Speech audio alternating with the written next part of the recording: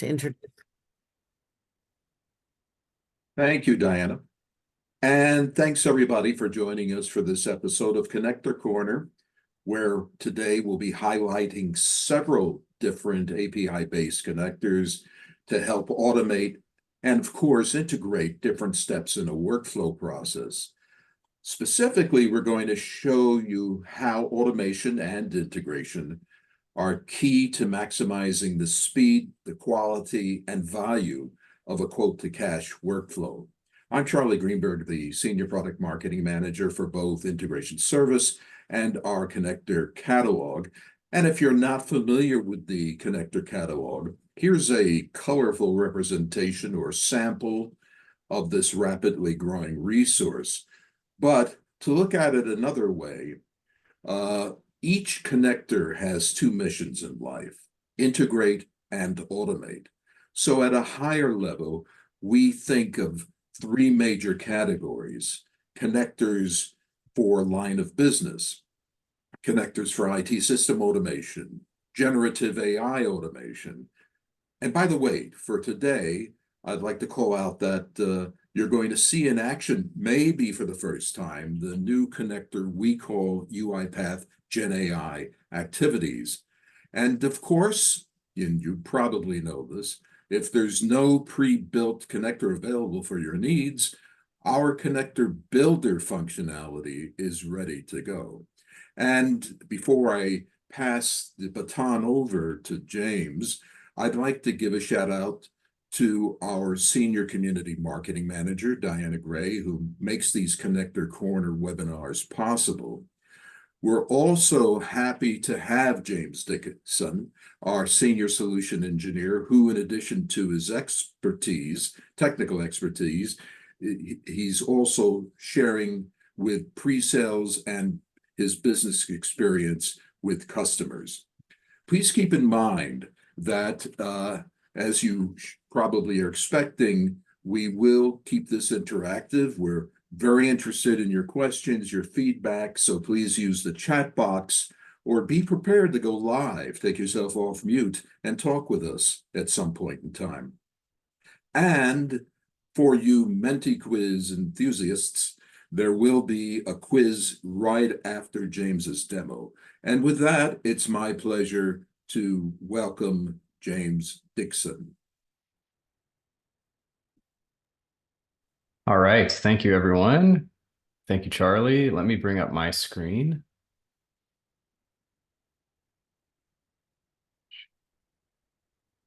Charlie, if you would just confirm that you're seeing the slide okay. Beautiful. Excellent. As Charlie mentioned, just by quick introduction, I am a solution engineer here at UiPath. So I work directly with our customers, typically to solution UiPath technology capabilities towards business problems. So today's Connector Corner episode, as introduced, is going to be a little bit more focused on attaching the integration capabilities that are native to the platform to accomplishing outsized business results. And so we'll still get pretty technical and dive into some of the details behind what powers that solution, but we're going to be focusing as well on just an overall workflow. So let's jump in. The first order of business is just really laying the land of what kind of capabilities we're talking about. UiPath is well known as being a pioneer in the RPA space, and in the early days, I think a lot of the market looked at RPA as synonymous with user interface automation. All the while, even in the early days, APIs and programmatic connectivity was there, and UiPath did a great job of infusing those capabilities early on. But really in the last couple of years with Integration Service, there's a much more deliberate focus on making the integration capability more powerful, more scalable, easy to govern, and extremely fast to deploy, as we'll see today with some of the assets that come with Integration Service. When you take all of these API integration capabilities, though, and compare them with the broad set of what we can do with the business automation platform, a lot of patterns emerge. Whether it's just connecting API-enabled systems one to the next in an API automation workflow, or connecting integration capabilities with document processing in tandem with UI automation or in parallel. And then enriching experiences for users in the attended space or in our action center and apps. We can really create great enriched user experiences that are powered by connectivity to those REST API enabled systems. We're going to see a couple examples, particularly today on the experience front. But I have a very, very short intro here. I'm going to jump right into the meat and potatoes, if you will, of what we're going to cover today around the use case and how we look at applying these powerful integration connectors and capabilities against a business problem. So once again, we're not going to be diving into any one connector in great depth, but rather looking at how a lot of capabilities delivered by integration service work in concert. So let's start with the workflow. As Charlie introduced, this is going to be focused around a quote to cash concept. So I'm going to introduce a fictitious company right now. We'll call it JD Electric Supply. They're an electrical and industrial equipment company that sells things like generators and large electrical equipment. They also perform services to install.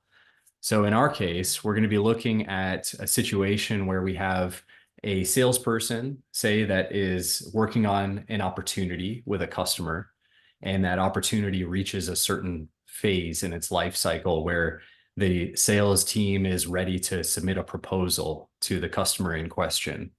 Now, some common themes that occur at this stage in working on an opportunity is we'll have, say, a deal desk review. Maybe there are some discounts on particular aspects of the proposal that need approval by certain groups within the company. So we'll have potentially, a transfer of information over to deal desk. They submit a ticket or a case. There's a bit of a delay. Deal desk is working through a pretty lengthy queue. There's reminders that are often sent. And then once that review is done, someone there is responsible to manually put together a contract. Maybe they're using DocuSign in our case. We'll use that as our example. They work through building that contract and issuing it out to the customer. At that point, we're in the stage of, across a quote to cash workflow, we're in the stage of, proposal sent and expected to be executed. If everything looks good on the contract, the customer is going to say, review and sign. At next phase is going to be our sales team taking the contract and the project information and working to hand over that information to other parties in the organization that really need to deliver on the project, right? So we'll have the contract, we'll have opportunity details, technical details that were built by the solution team, and other members of the organization, such as accounting and the delivery teams, need to get all of that information together so that they know how to execute and deliver for that customer in a timely manner, right? More manual steps by accounting to set up records. And then eventually, when we get to, say, a milestone on the project to invoice, we'll have to, again, have a little bit of ping pong between these groups to issue an invoice for a particular aspect of the project. So with all of that, I'm just going to silence some notifications because I see some coming up on my screen here. So apologies. Give me 1 second. With all of that in play, delays, manual effort, and steps that occur, this really leads to labor-intensive process execution, error-prone, where fat fingers can occur across any of these steps, and really just a reactive approach to orchestrating what is a complex process, traversing different groups and crossing silos between these different teams. Okay, so we're going to look specifically at how, again, the concerted effort from capabilities and integration service can help streamline this end-to-end flow, where we can use capabilities like catching process events in real time. Process events meaning, when the opportunity is updated to a certain stage. That's a system event that we can listen for and then instantiate automations that are prescribed for that section of the process. We can automate the actions with APIs. So using pre-built connectivity, using very structured extensibility in the ecosystem. We can orchestrate API actions across these systems and share data, eliminating the sort of conveyor of data being humans in the status quo. And we can notify, where we need injection of judgment or critical thinking or some input, such as maybe the deal desk review, where someone needs to review if they approve a discount. We can notify users and bring them in the loop of the process in a very effective manner, but creating new improved experiences. So I'll use a term here, just in time, right? It's a just in time experience that's delivered instantly to the fingertips of the right business user so they can inject that critical thinking or that judgment and then have a simple approval to move the process to the next state. The way we do it is just as important, right? The how behind our accomplishment of streamlining this process.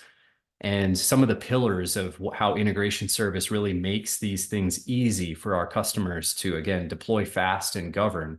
Pre-built connectivity, a very large and comprehensive library of connectors today that are really focused around enterprise systems.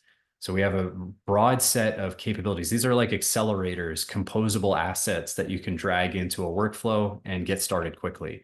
We don't limit, though, on just the library, extensible connectors. And I'll show you a specific example today of how easy it can be to create a connector for a third-party system that doesn't currently exist in the library, and the interface, just the experience we've really built there. All of these, what's great about APIs is that they're natively cross-platform. So we can run these on our cloud robots. We can run these on serverless robots. That's a bit just more of an infrastructure aspect in which we can get very lean, if you will, on executing these fast and efficiently and cost effectively with the infrastructure at hand. And the connectors provide an event-based approach to process execution. So we can subscribe, say, to events from third-party systems. We can pull for data changes in these third-party systems.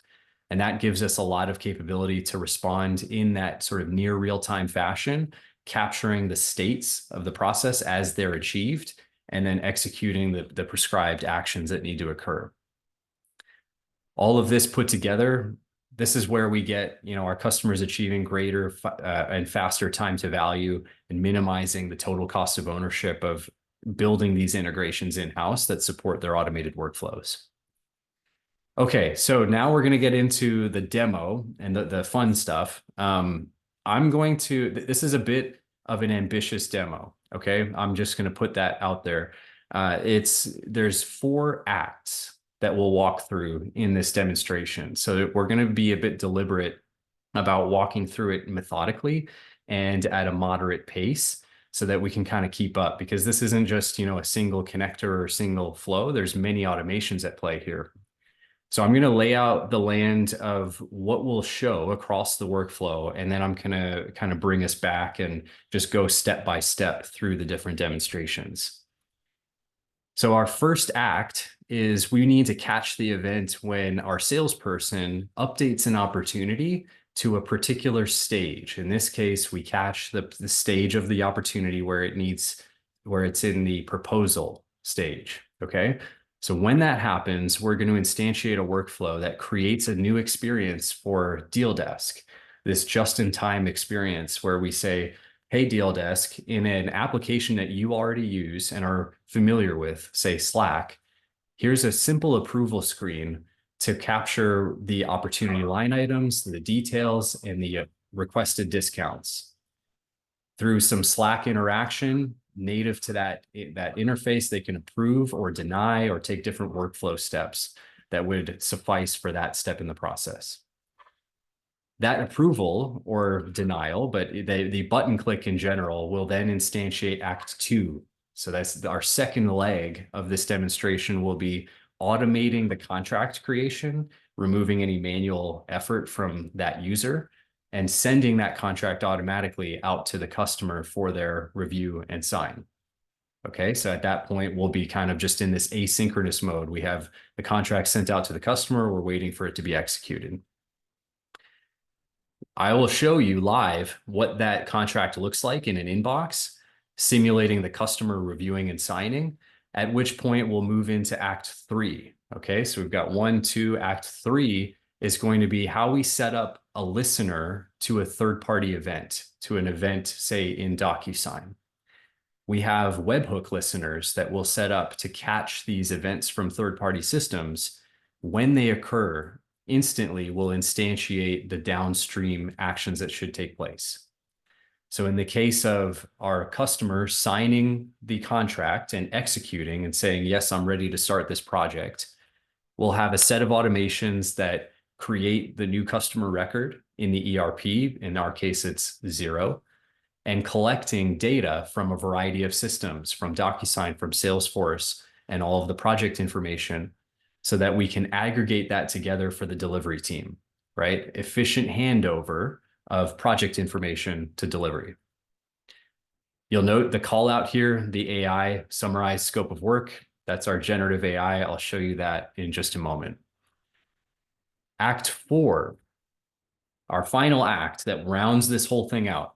Our delivery team, as they're working on the project, will show an interactive experience native to a UiPath app, where they'll be able to, at a certain milestone of project delivery, say, click to send an invoice and automate the invoice creation and send out to the customer. Okay, so when we put all this together, that completes our quote to cash workflow of starting with proposal, automating as much as we can, involving the right people at the right times, and then getting to a point of revenue recognition through issuance of an invoice. So let me wipe this back a little bit. I'm going to kind of start with a clean slate, because we're actually going to step through each of these acts and then jump over to the product. So our first act, sales moving the opportunity to the correct proposal stage. Let's jump into our workflow. I'm going to get over to here and open up my first workflow. I'm just going to zoom in for viewability a little bit. So I've set up this workflow, again, to capture that sales event of we have an opportunity updated to proposal stage. We're then going to automatically capture opportunity and product information from the relevant op, and then send an experience over to Deal Desk inside of Slack, where I know they perform their work today. So note that in our Slack connector, we have some new capabilities that were released recently to create a more rich user interface or more rich experiences, where we can say not only send a message, but outline certain message fields. This adds a little structure that you'll see to how we render the information to that user. What's even more powerful is we have button actions. You'll see right here in this connector, the button actions give them workflow capability to click and respond to specific actions that are rendered in that message. So I'll show you that as this runs. One of the things I love about building these workflows, we can test the trigger in line here in Studio Web. So I'm going to test, note I don't have any data that aligns to this trigger. So that means I'm going to go back to my Salesforce and just simulate this action of a salesperson, say, updating this opportunity to the proposal stage. We'll mark this as the current stage. That gives me the event, right? The process event that I'm listening for. Test the trigger. Now I have the data available from Salesforce, the record, and I can even kind of inspect and make sure that all of this lines up with what I'm expecting from a development perspective. So with that, I'm going to run this workflow live. I'll note that this is the only one I'm going to be running live today from the development environment. The rest of these acts that I laid out earlier are all published. So the rest of this is actually going to be active and published listening for events from the different workflows as we go through and step through taking on the persona of the deal desk agent, the customer, and I'm going to be interacting with the core systems. Integration service is going to be listening for the events that I issue in those core systems. So our green check marks are pretty good so far. We'll make sure our Slack comes through. There it is.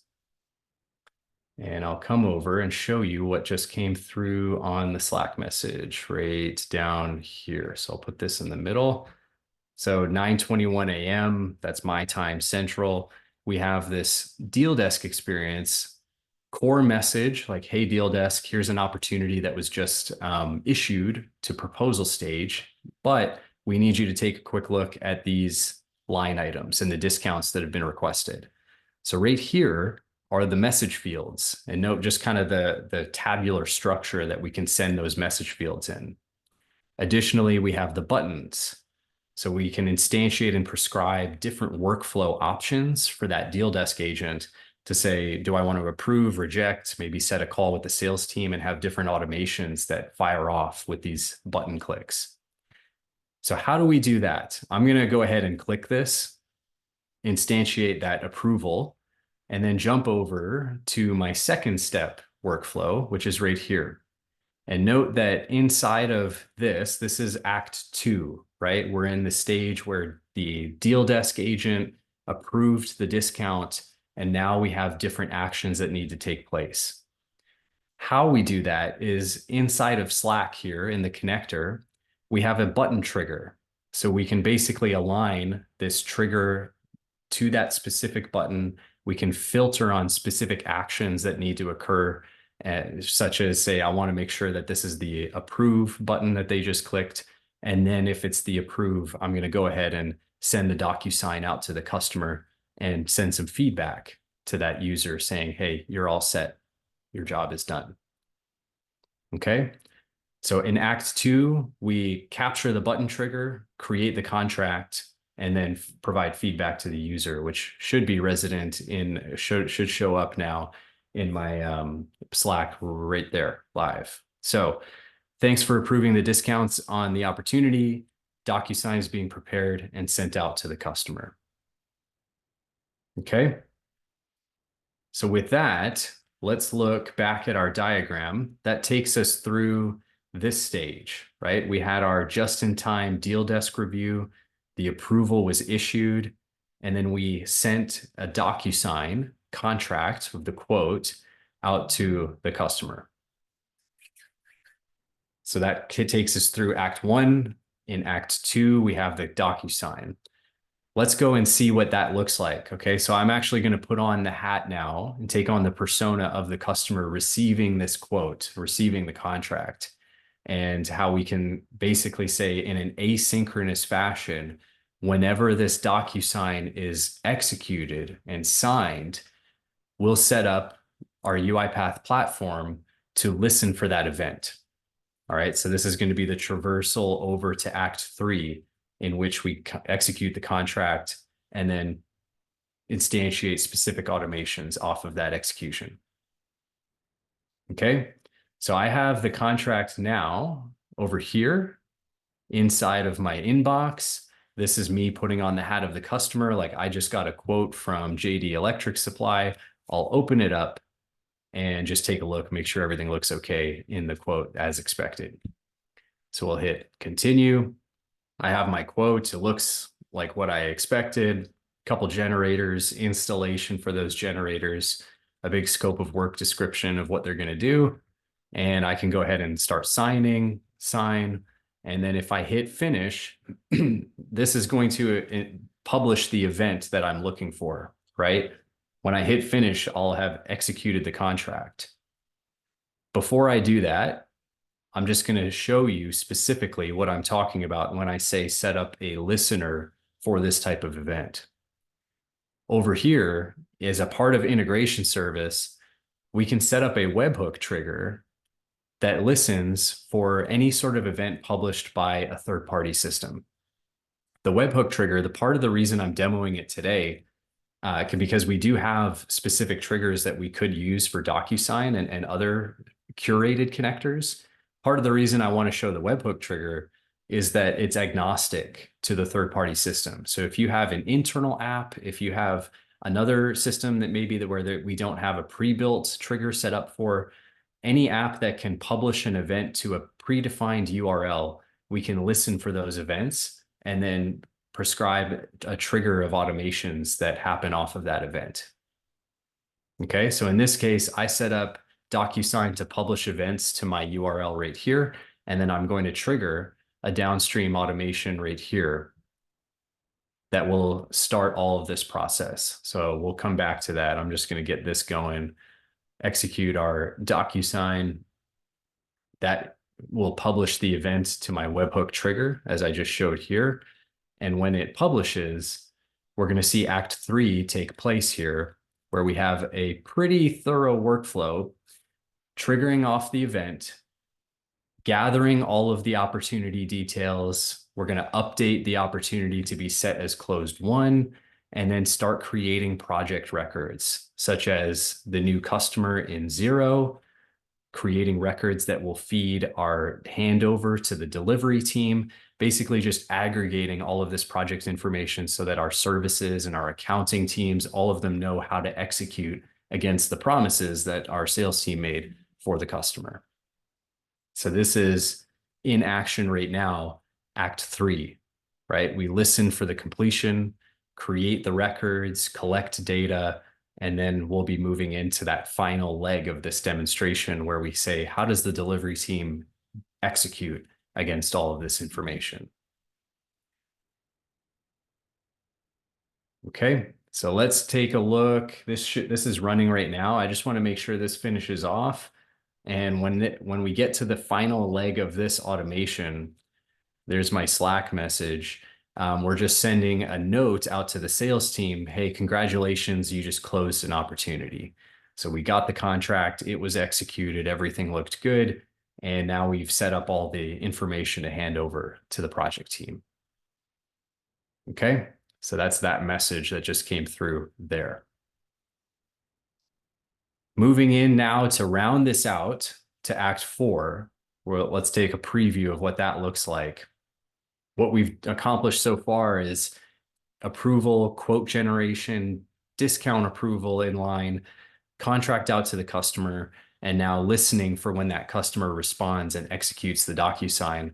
Our last leg is the services team, the folks that have to deliver for our customers, giving them a unified view of the project in a UiPath app and integrations that are connected to that app by integration service to create and send the invoice out to 0. From 0, I should say. Now, one thing that I'll point out, given I think we have a little time here to go into this detail, if you note, if anyone's kind of keeping up with our connector library, 0 is a cloud-based ERP. It is not a pre-built connector that we have in our integration service library today. However, if we look back at my flow here, I have a 0 action for create new customer in 0. It looks pretty intuitive, pretty easy to fill out. This was created with the integration service custom connector builder. So that's over here. I'm going to just go into just a very quick intro around how this helps with these types of workflows. If you have a third-party system, it's REST API enabled, we can prescribe specific endpoints against that system for these curated activities. Basically set up a base URL, resources like contacts and invoices and whatever that system supports, define parameters very easily and in line here, the response fields that you expect. And then what you were seeing over here, we get a preview of the canvas that we're going to render to the user for them to easily prescribe how this activity works. Down below, one thing I love about the connector builder is the ease of testing. So if I sent a request, I sent one just before the webinar this morning, we get all of the technical detail from the connector builder perspective of how these specific requests were sent to the third-party service and the response details that came back. So this JSON payload just gives me the confidence of which data points I want to pull out and render in a curated output response for this particular activity.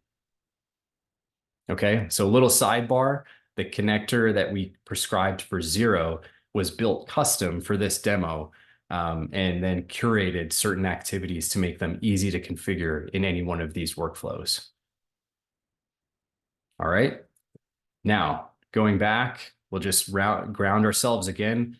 We're in the fourth act of helping our services team deliver and issue the quotes and the invoices, I should say, against milestones of the project as they're executing, rounding out our revenue recognition requirements here. So I am going to open up fresh here.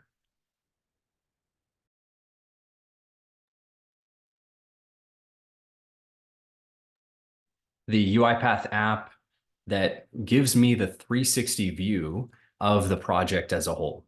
All right, so this is an aggregation of multiple data sets that have been accumulated over the course of sales, the deal desk folks that working with the customer, and handing this over to the project team so they can effectively deliver. Our 360 view here has data from DocuSign, the contract that was executed, the bill of materials in the top right here from Salesforce, the milestones that were pulled from the contract and rendered to the delivery team. And if you note in the middle of the screen, we're currently getting the summary with AI. So that's a quick shout out to the generative AI connector that we have in public preview right now. It's very easy to set up. The generative AI connector gives you immediate connectivity to powerful large language models and specific curated activities. So you don't necessarily have to be a prompt engineering expert for every use case.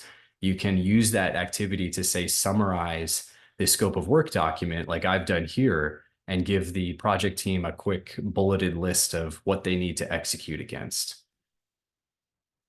Now, I'm going to fast forward in time, pretending I'm like an engineering manager delivering against the project. And we'll say we have a milestone here of the assembly start. We've got through kickoff and design completion, and we need to start on assembly of the generator skid that it's going to be installed on and put into service for the customer. I actually had a previous life where I worked on sort of large scale industrial automation with electrical components. And it was always really difficult to manage just the connectivity across the organization, if you will, of warehouse folks building things, ordering parts from vendors, and then having accounting and finance groups understand where things were in the project and invoicing at the right time. So we're going to short circuit and solve that problem by giving the collective teams an ability to say, when we hit this milestone, based on our knowledge of where we are in the warehouse, let's send an invoice and automate that whole process of issuing the invoice out to the customer. So once again, when I hit start here, this is executing a particular set of workflow activities from the Zero connector, that custom connector that I built. And it's going to create the invoice, send it out in an email form to the customer, and we'll see from the customer's point of view that email coming through in their inbox.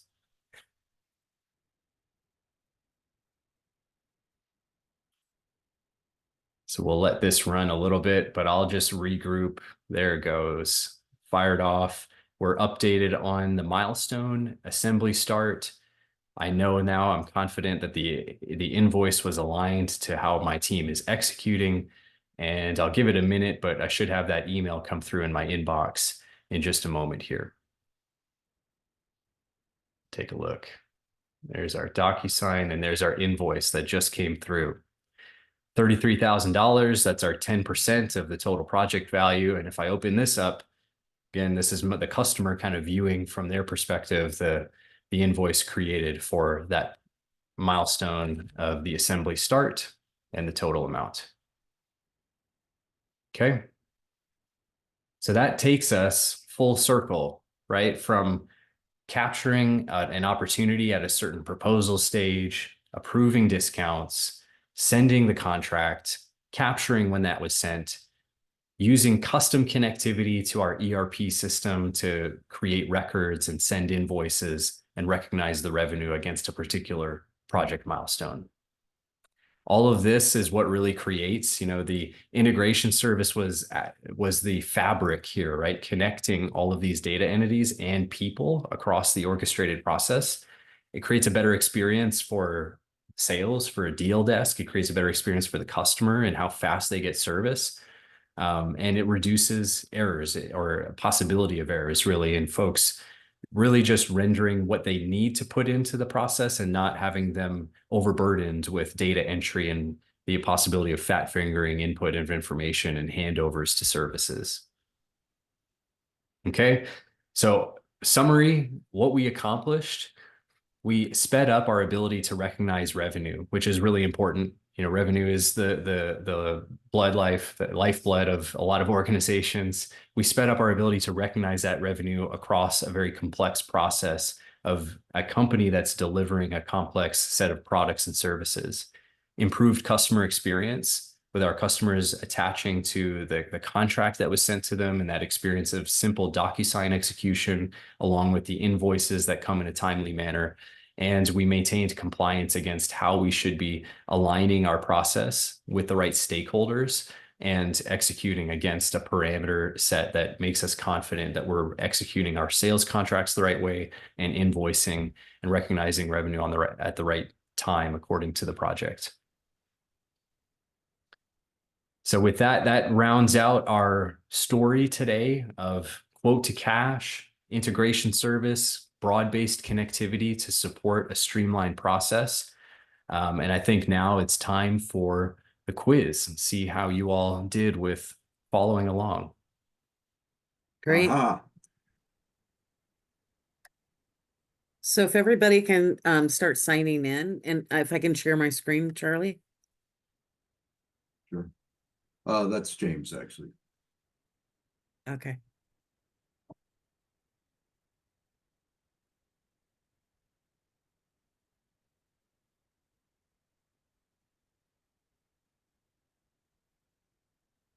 Great. So I'll just give everybody a minute to go ahead and sign in. And this is in the chat.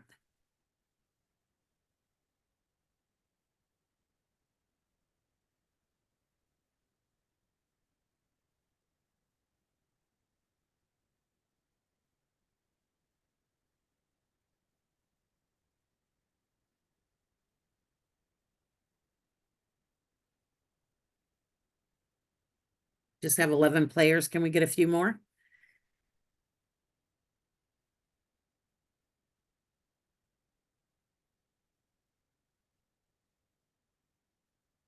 There we go. Okay, we're going to get going. So you need to answer fast in order to get more points. The first question is, our demo contain these connectors? A, Salesforce, Zoom, and DocuSign. B, Salesforce, Slack, and Xero. C, all of the above.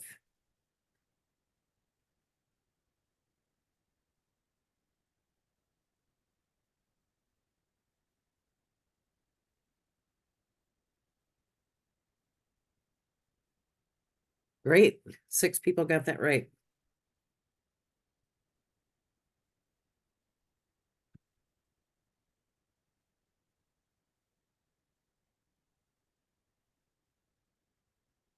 Okay, so we'll see who's on top. Looks like Emmett is at this point. I'm going to move to the next question.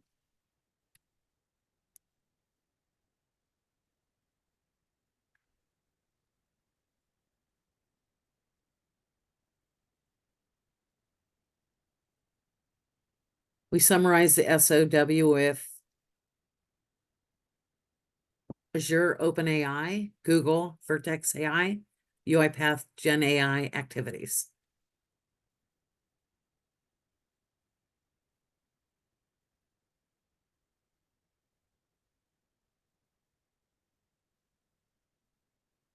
Great. A lot of people got that one right. Okay.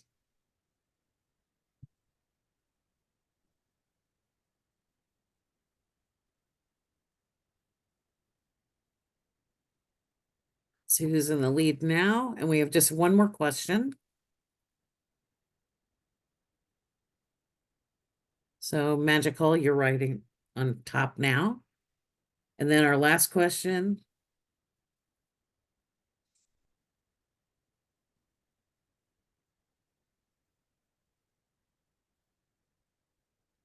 UiPath connector catalog contains pre-built. LOB IT systems and GenAI connectors, LOB GenAI and UI connectors, or IT systems, UiPath apps, and LOB connectors.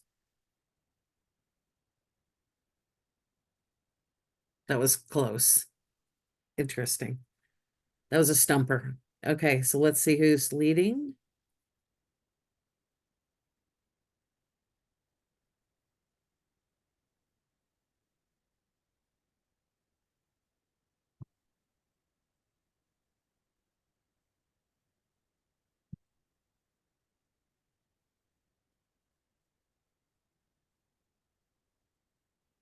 Okay, magical. You won today. Congratulations. So if you could put your email in the chat to me, I'll make sure you get a prize from our UiPath shop today. And then I'm going to go ahead and stop sharing. And then Charlie, I think we're ready for questions. Great. Well, since we were asking questions, I think it's fair enough to start answering some questions. And with that in mind, James, in terms of API login credentials for each connector, how is that implemented? How is that maintained?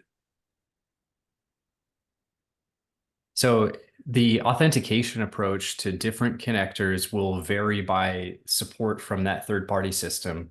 Many of the connectors today are going to support the most common approach, which is an OAuth 2, either client credential or user auth base, like auth code flow.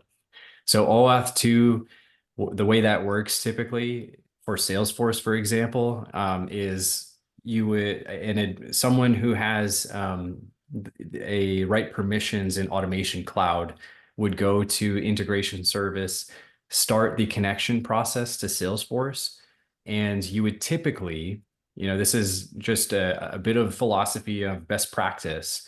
You would typically set up an integration service account that you would host in your Salesforce environment, for example. So it would be like integration service user 1 service account. You would authenticate to Salesforce through just the straightforward login. So the authentication of username password does not reside with UiPath.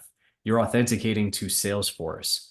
When you authenticate to Salesforce, Salesforce responds with a token, and that generic token is what is stored in UiPath encrypted in our database for the permission that basically says, okay, the service account user gave permission to Salesforce to send this token to UiPath and use that token to instantiate API calls that align to the scopes and permissions of that service account. So there are no username and credentials really required for many of these connectors on the UiPath side. You just need to basically say, on behalf of this user, I authenticate to the target system and approve the issuance of a token to integration service to handle that token and make these API calls. So I hope that wasn't too technical. There's a lot of information around how OAuth code flows work. It's a sort of industry standard for integration. That's the most common flow of how those credentials are handled. Thank you. So a lot of this appears to be in Studio Web. Does that mean you can't do it as well in Studio Desktop? Not at all. It can certainly everything you saw today could be executed and built in Studio Desktop. All these activities would render there, even the custom ones, even the one I created for Zero, you would see that in Studio Desktop as well. We use Studio Web for demo purposes for convenience in the browser. Is kind of the gist of it for a lot of these demos. And I have a couple more right now. Though everyone, please feel free to add additional questions into the chat, or if you want to go live, unmute yourself and just start talking. How is security handled with the API connections? So that was partly answered in my previous response around the OAuth 2 flows that we use. But essentially, security is often handled by making sure that the app owner of the target system, DocuSign, Salesforce, Xero, they would create a service account or an application that basically says, here's a set of permissions that I will grant access to someone who requests to a third party who requests access to this application through its API. So it has a defined scope and set of permissions and data access governed by the application owner of those third-party systems. UiPath is just requesting access to that same scope and data applicability through its OAuth flow. So when it makes the request, someone logs in with the service account, the token is issued. That token is specifically generated to align to the scopes and permissions of the created app in that third-party system. So you have great governance and visibility and auditability around what data is rendered and available based on the token that was issued over to UiPath. Thank you. I assume this refers to integration service, and it's a short question. How is it licensed? Integration service is a consumable in Automation Cloud where you have a sum of API calls, basically, usually on the order of thousands per month. Fortunately, for a lot of our customers, those calls are bundled in with developer licenses, with robot licenses, and they're often just included in a lot of the commercial bundles that we offer our customers. So if you are a subscriber to Automation Cloud, and you may not even be aware, if you haven't played with it, that you actually have access to API calls. You can see that if you have the right permissions in your admin portal of Automation Cloud, you'll be able to see the consumables of how many calls you have, you're entitled to. But it's basically a consumable. An API call is just the execution of one of those activities that I showed you in the workflows. So when it says like get opportunity details from Salesforce, that's an API call. So it'll just consume one of those for each activity. And you can monitor the API usage within integration service, correct? Correct. We can see from a high level, you can see the API calls that are executed on a particular workflow, but you can certainly monitor across your whole tenant and across your whole org the consumed API calls in the admin portal too. All righty, and this may be our last question. Regarding your use of Connector Builder, and you created the Xero ERP connection, can that be shared? It can be exported and shared across orgs, and it can be published across different folders within an org, within a tenant of Automation Cloud. So the short answer is yes, you can export. It basically creates just a metadata file that you can then import into other environments. Right, and it can also appear within the connector catalog, right? Once you can publish it there. Yeah, exactly. Okay, and just since we've been staring at this slide, I just wanted to point out that if you've not gone to integration service via Automation Cloud, this might be a good time to do that, and you can survey what connectors are currently available. And if you look in the upper left-hand corner, you can also see a tile that takes you directly to Connector Builder. And also, we have a subsidiary, if you will, of the Community Connector Corner webinars, which is a YouTube playlist. If you want to try to get there via the QR code, please help yourself, and you'll find a whole bunch of demos that are all about connectors, but of course also all about Studio Web or Studio Desktop as well. So James, it looks like we're out of questions unless someone wants to jump in. We still have some minutes left before we get to the top of the hour. Take a deep breath. Going. All right, James, thank you so much. This was such an excellent demonstration, and I think the recording is going to be very valuable and I predict popular. So thanks again to James Dickson. And thanks again, of course, to Diana Gray. Take care, everyone. See you next Thank you. time.